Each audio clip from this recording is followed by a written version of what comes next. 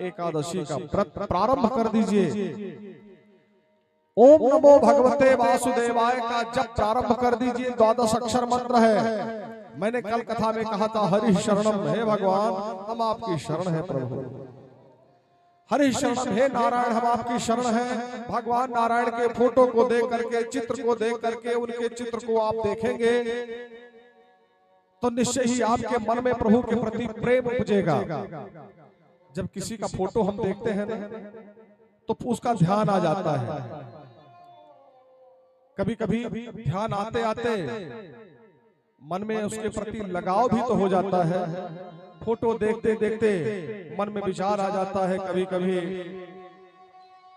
जरा तस्वीर से तो निकल कर सामने आ मेरे कन्हैया, मेरे कन्हैया। भाई मन में तो आता ही है कि तस्वीर से तू बाहर आ जाता प्रभु, एक बार तो उसको जी भर कर देखते, बातें करते। अब वो अलग बात है कि हमारे पापों का अवशेष है, कोई नहीं आएगा। तो आप भगवान का फोटो देख करके और ये आप कह सकते हैं कि प्रभु हम आपकी शरण है। एकादशी का व्रत रख रहे हैं, ओम नमो भगवते वासुदेवाय का जप कर रहे हैं, तुलसी की सेवा कर रहे हैं, गाय की सेवा कर रहे हैं, वृद्धों की सेवा कर रहे हैं। भगवान की कथा भागवत में हमारा मन लग रहा है। यदि आप इतना करते हैं तो आप तैयारी कर रहे हैं मृत्यु की, तो फिर मृत्यु निश्चय ही मृत्यु संवर जाएगी। अभी 20 साल पहले की घटना है।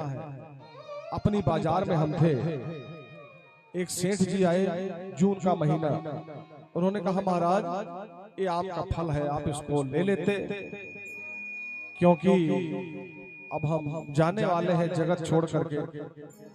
तो ऐसा कहा जाता है कि जब कोई मरता है तो उसको दान देना चाहिए। तो हमने सोचा किसी पंडित महात्मा को ये दान दे दे फल आम का। तो हमने सोचा हो सकता है इनको अपने घर से कोई समस्या हो, लड़ाई झगड़ा हुई हो और दुखी हो, इसलिए कह रहे हैं जाने का समय आ गया है। अच्छा, हमको भूख भी बहुत लगी थी, जेठ की दोपहरी, और आम वही बाजार में नए नए आए थे, बड़ा सा पका आम। हमने उसको लिया, हम खा लिया। और जब हमको 1 सप्ताह बाद पता चला कि जिन्होंने हमको आम दान दिया था वो चले गए संसार छोड़कर, जब हमको इस बात का पता चला, उस दिन एकादशी भी थी, भाग करके उनके घर गए। हमने कहा भैया दादा को क्या हो गया? अभी तो 1 सप्ताह पहले हमसे इन्होंने कहा था हम जाने वाले हैं, ये आप आम दान में ले लीजिए, क्योंकि जाते समय दान करना चाहिए। तो इस बूढ़े बाबा को इतना ज्ञान कहां से आ गया था? हम दंग रह गए। उनके बच्चे बोलने लगे कि महाराज देखो ये एकादशी का व्रत रखते थे, भगवान का ध्यान करते थे और भगवान में तल्लीन रहते थे। आज देखो एकादशी है, सुबह सुबह परलोक सिधार गए।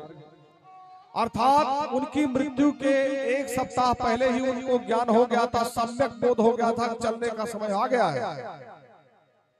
तो वो कोई मामूली संत महात्मा है? जिसकी मृत्यु सुधर जाए वो कोई मामूली संत है? इसलिए अपने आप को आज से ही भगवान के लिए समर्पित कर देना चाहिए।